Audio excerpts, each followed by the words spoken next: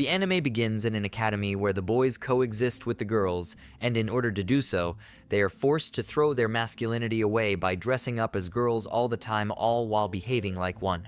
The Supreme Five Swords is an organization tasked with keeping the peace at HI Symbiosis Co-Education School. The Five Swords consist of our main protagonists called Rin, Mary, Satori, Warabi, and Tsukuyo. They discussed the transfer of a new student called Nomura, who recently came out of the hospital after a large brawl. Rin swears to correct his behavior. However, Kurikuru the Empress warns them that Nomura is no ordinary student, and they should take great caution to avoid his magic bullet. Nomura enters the school and meets Masuko, a large man in makeup and girlish clothing. He explains that there are certain rules in this school and recommends that Nomura keep his head low, but Nomura refuses, saying he loves his freedom more than anything else. He enters his classroom but finds himself in front of Rin's sword, who threatens him to fall in line like the rest of the male students. Nomura instantly refuses, as he did to his male classmate, and Rin swears to correct him by the end of homeroom. After a sly feint movement, Nomura escapes through the window, and Rin chases after him. Meanwhile, the rest of the Supreme Five Swords each make their own preparations to watch the approaching battle. Rin is a practitioner of the Jikishinkage sword style, which specializes in breathing and striking in tandem, leaving little openings. Nomura manages to defend against her flurry of strikes, earning him some form of admiration. However, Nomura is injured when he misjudges the sword's distance and he starts bleeding. He begins to get serious himself, putting on a pair of blade-resistant gloves which improve his parrying ability. Despite this, Rin soon forces Nomura into a corner, but a slight opening allows him to grab her on the side of the back. Though Rin is still confident she has the upper hand, Nomura remarks that she may have a sword, but he has a gun. He then unleashes his magic bullet, a palm technique that sends Rin barreling across the field. He then explains his technique to her, breaking off a piece of her mask in the process. One of her friends called Nono hits him on the head, causing him to accidentally kiss Rin, who in turn becomes livid. Chelka, who is a disciple of Mary, promises to take revenge on Nomura for humiliating Rin, who is now bedridden due to a fever. Nomura learns from Masuko that to leave the school, he must receive a permission slip from Rin and have it stamped by the other members of the Supreme Swords, a daunting task. With the help of a smuggler from the dorm, he acquires a box of cakes which he brings with him to class. Once there, he asks Kurosaki and Yui regarding Rin's whereabouts, and they inform him that she is in her dorm. So, with Masuko's directions, he goes and visits Rin. Rin takes her temperature and stresses out over yesterday's events, especially irritated that Nomura broke away from the kiss first despite it being her first. She senses someone's presence and readies her sword, but Nomura appears behind her. He gives her a box of cakes, flatters her by calling her cute, saying he was lucky to kiss her. He asks her for a permission slip, and she obliges. He thanks her and jokes that he should repay her in kisses, which causes her fever to spike, and she collapses. As he catches her, he accidentally rips her pajamas just as Nano enters the room, causing a huge misunderstanding. Nomura is swiftly chased out of the dorm and finds himself at the receiving end of Nono's baton and Chelka's whip. The two team up to punish Nomura, claiming that no other student has ever survived a two-person correction except Empress. Nomura finds their attacks irritating as it scrapes his limbs. However, he catches Nono off guard, causing her to be caught up in Chelka's whip. Then Nomura is forced to use his magic bullets on Nono, sending her flying into Chelka as he approaches them to exact his punishment. They begin to cry upon learning of their beloved Chelka's defeat. Mary swears to exact revenge on Nomura the following day. Nomura enters class to see Rin threatening him with a sword and says that from now on, he will be under her strict supervision. The next day, while reading a manga, Masuko warns Nomura that he is now under everyone's bad side, and it must be concerning in the first place. But he doesn't seem to worry. The next day, Rin begins her supervision of Nomura, who is exasperated at being watched so closely. Mary appears seeking retribution for Choka, but Nomura comes to her defense, stating that the horrible rumors surrounding him are just that, rumors. She sends Nomura on his way while she has a chat with Mary, while Choka chases after him. Choka attacks him with her whip, but he manages to catch it. She then faints upon seeing Nomura's pants are down, while he hastily fixes himself. He sees a familiar face, Amu, the one who cut him down during a brawl. He tries to chase after her, but Mary catches him. Amy recalls that she once tried to recruit Nomura as a subordinate, but is incensed that he refused. She wonders why she continues to spare him, but she shakes off her self-doubt and swears to kill him the next time they meet. Using her acute hearing, Tsukuyo listens to Nomura and Mary's duel.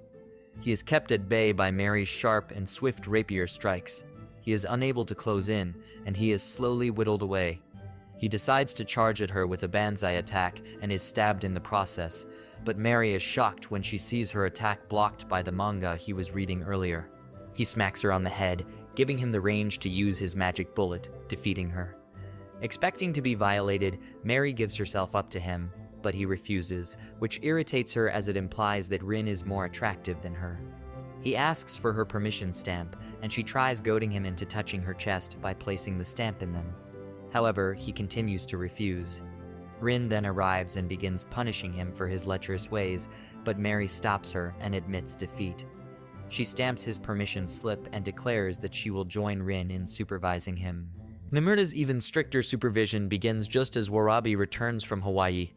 She is disappointed at Rin and Mary's recent conduct and plots to correct them as well, initiating her punishment plan. The next day, Nomura is shocked to see Masuko crucified on a flagpole. Suddenly, Warabi announces a sports death Olympics and challenges Nomura to overcome her several trials. In exchange, she'll release Masuko and stamp his permission slip.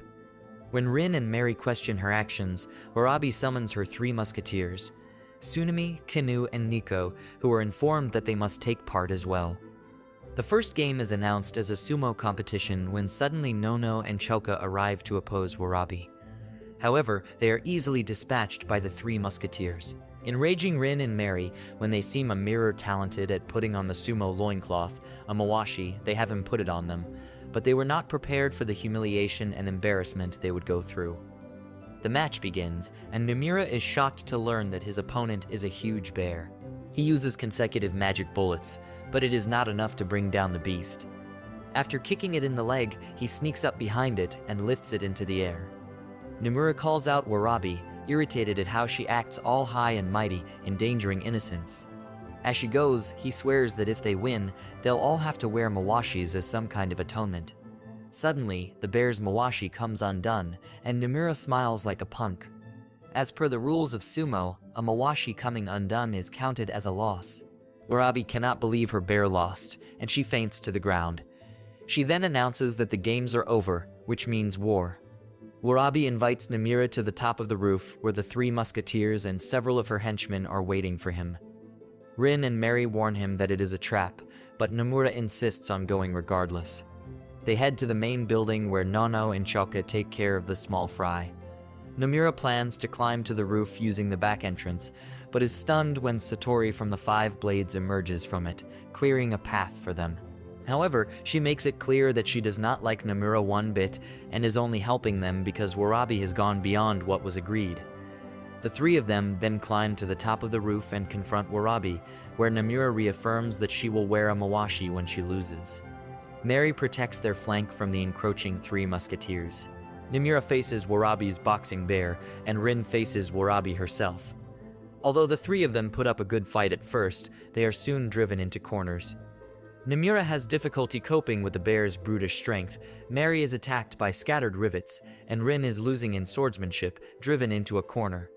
Rin begins to waver. However, Nomura encourages them to just focus on the opponent in front of them, but Warabi only laughs. Nomura's magic bullets have built up sufficient damage into the bear, and when it drops its guard, he punches it squarely in the face, knocking it out.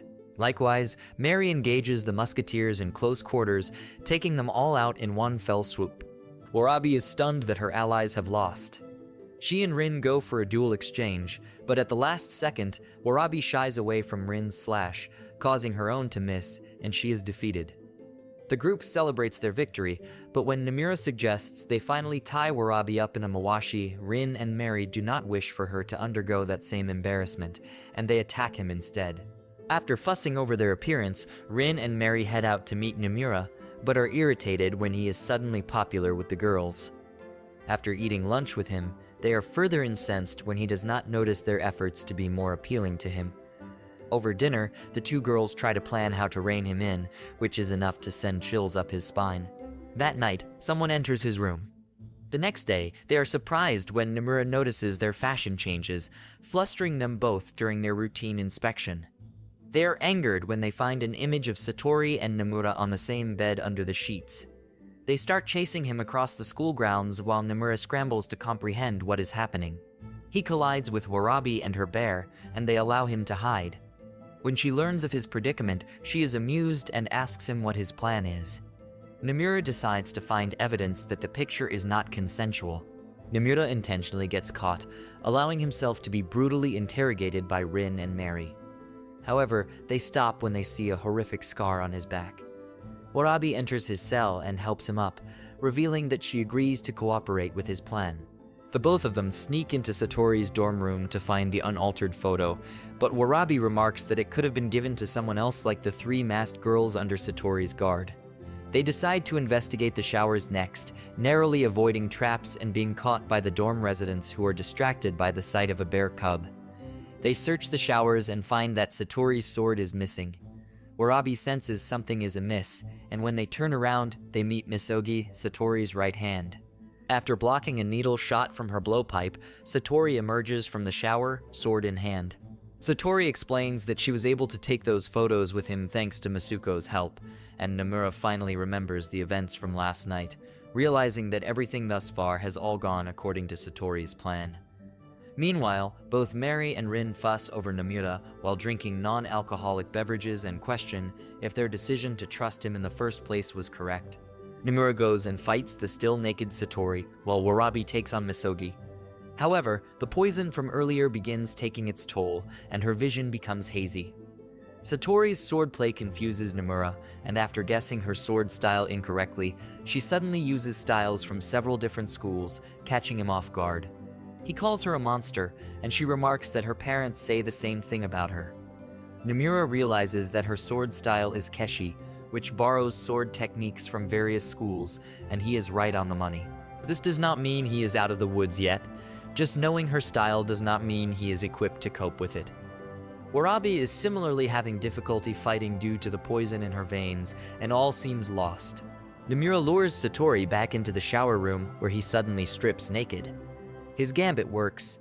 Satori is too distracted by his nakedness that her swordplay becomes sloppy, allowing Nomura to gain the upper hand. Likewise, Warabi gets the better of Misogi by performing a judo throw. When she walks over to unmask her, she is shocked. Satori threatens to destroy the clean photo evidence, but he slaps her instead, reasoning that if he is to be expelled, then he should do so on his own terms. When she asks him why he is so mad, he explains that it was because she made Rin cry, an answer that stuns her. He remarks that Satori is no monster at all, and commends her final attack on him, leaving her all shy and bashful. Nomura awakens in the infirmary with Satori watching over him. Some hours earlier, Satori hides him underwater as Tsukuyo arrives alongside the dorm mother to investigate the commotion. Although Tsukuyo can sense another person in the bath, Satori denies it. After Nomura emerges from the bath, he collapses from a combination of pain from his battle with Satori. Rin feels guilty that she didn't listen to Nomura's explanation and heads over towards the interrogation room. However, she runs into Mary, who had the same idea, but neither will admit their true intentions. They have tea together and have a contest to outlast the other, but Satori enters the room and informs them that Nomura is in the infirmary. Rin arrives and apologizes to Nomura and asks for a punishment. He asks her to close her eyes, expecting a kiss, but he instead removes her mask and asks her why she wears one. She explains that when she was young, her mother told her that she was ugly and instructed her to always wear a mask. She thanks him for the time he complimented her back then. He then explains that he was an orphan and that his master was the closest thing he ever had to a father. Suddenly, Mary enters the room and strips down to her underwear to apologize for her actions. Nomura returns to his dorm, forgiving Masuko for drugging his dinner as he knows he did it to protect the men's dorm. Masuko says that he cleaned his pillow, and Nomura checks underneath it to find his permission stamp card. Nomura remarks that the school is full of good people. He remarks that even Masuko went out of his way to get Satori's stamp for him, which means a lot to him. a maid discovers that the empress is missing from her quarters, and Tsukuyo informs the headmistress, who promptly cancels all classes for the day. Meanwhile, some of the male students at the dorm are complaining of a ghost in the showers, which does not interest Nomura in the slightest. He is called out by Rin, and he notes that Mary is missing. Rin explains that she is tied up in the girls' dorm as several things have gone missing, including Warabi's bear cub. The two run into Mary, who asks for her help in finding Chauka's wig. Satori is approached by a girl who calls her Satori, and she mysteriously replies with, "That's right, I'm Satori now." After clearing up a misunderstanding between Mary and Warabi, Nomura realizes where both the bear cub and wig are. He returns to the men's showers and finds the bear wearing the wig. They return the badly damaged wig to Chauka, who is revealed to have extremely short hair in comparison. Rin and Nomura then learn that classes have been cancelled on account of the disappearance of Amu, the empress. On a rooftop, it is revealed that Satori is actually Misogi and vice versa for some unknown reason. The two have switched places. Amu appears behind, calling her a pitiful soul. Satori tries to leave but secretly tries to attack Amu instead, but to Misogi's horror, her sister is stabbed by Amu's signature blade-like fingers. Misogi tries distracting her with a blow dart, but it is easily parried. Satori and Misogi are mortally wounded. Amu tries to finish off Misogi, but Satori protects her sister with her body. In a flashback, the two swapped identities after being tired of Misogi stealing her spotlight. Warabi finally arrives on the roof, but she is too late. She tries attacking Amu alongside her bear, shocked when Amu emerges unscathed. Meanwhile, Nomura approaches Tsukuyo to ask for the final stamp, but Tsukuyo suddenly lashes out at him with her sword. It is revealed that Tsukuyo's slash was merely an image in his mind, but she remarks that he really did die. She explains that the headmistress placed her in charge of him and was allowed 2 transgressions, but he has since exhausted those chances and she has run out of patience. Nomura learns 2 things about Tsukuyo. She is blind but makes up for it with her hearing, and they are both disciples of the same sword style. Meanwhile, Warabi and her bear are gravely injured. Despite the intervention of Warabi's musketeers, they are still no match for Amu. Tsukuyo remarks that Nomura has made fast friends with the rest of the 5 blades, but before she can finish, she hears him leave. Tsukuyo is indignant at him leaving, revealing that she just wanted friends all along. Warabi begs Amu to spare her friends, but she ignores her cries for mercy, slicing apart her eyes, blinding her as her friends look on in horror. Nomura finally arrives at the roof, but he is too late. Amu has left, and in her wake, it is an absolute annihilation. Their headmistress appears behind him and says to leave first aid to her while she instructs him to deal with the bloodbath that is about to occur below. Mary and Rin attempt a simultaneous attack against Amu, but they are effortlessly kicked away. Amu says that through strenuous training, her whole body is a lethal blade, a form of karate called Tekmikazuchi, the sword god. Tsukuyo intervenes and is galvanized after Nono confirms that she is her friend. Tsukuyo's sword style manages to damage Amu, but to everyone's surprise, they realize that Tsukuyo also took damage. Amu remarks that her blade is a child's toy and crushes the broken tip with her bare hands. As Amu goes in for the killing blow, Nomura finally appears, pushing her out of harm's way. Years prior, Amu and Nomura were originally good friends. However, after an incident involving Amu injuring a fellow student, they became enemies. In the present, Nomura tries to attack Amu, and although he is wounded, a manga in his pocket protects him. Tsukuyo interrupts him and asks if they are friends, to which he replies that asking someone to be your friend isn't right. You naturally become friends together without even noticing it. Nomura doubts if his magic bullet will have any effect on Amu's steel body, but the 5 swords encourage him that it will, and that his victory over each of them is proof of that fact. Startlingly, Nomura takes on a sword stance, which Tsukuyo notes is the fastest stance available to him. Nomura attacks, but it is parried by Amu's roundhouse block, and he is soon forced back. He bumps into Tsukuyo, and he initially thinks he is about to be attacked by her, but instead, she scolds him for his half-hearted attacks. She whispers something into his ear, reminding him that Amu has already shown an opening, and his resolve is renewed. He reminisces about his experiences at his school, and having learned from everything he's been through, he prepares for the final clash. Until now, Amu still wishes to be with Nomura, whom she views as someone who had brought color into her life. She wonders if it is not too late to still be friends with him, but she laments that the time for that is past. If she can't have him, then she must kill him. Using Tsukuyo's advice, Nomura attacks Amu head-on but strips his shirt off at the last second, as Tsukuyo noted that Amu slightly holds back her strikes on bare skin. Nomura takes the hit and returns fire, finally landing a magic bullet square in her chest. Miraculously, Amu stands up, an unprecedented feat. The two continue their brutal slugfest, with neither bothering to guard. Amu lands a fierce uppercut that sends him reeling, but he regains his footing after hearing Rin's encouragement. He fires back with a magic bullet, but her auto counter damages him right back. Amu catches him as he falls and invites him to fire another magic bullet into her. She remarks that she loved him so badly that she tried to kill him and asks him to be hers, but he refuses. He fires a magic bullet, winning the match. Tsukuyo scolds Nomura for his sloppy fighting but volunteers to tutor him. In exchange, she'll grant him her stamp.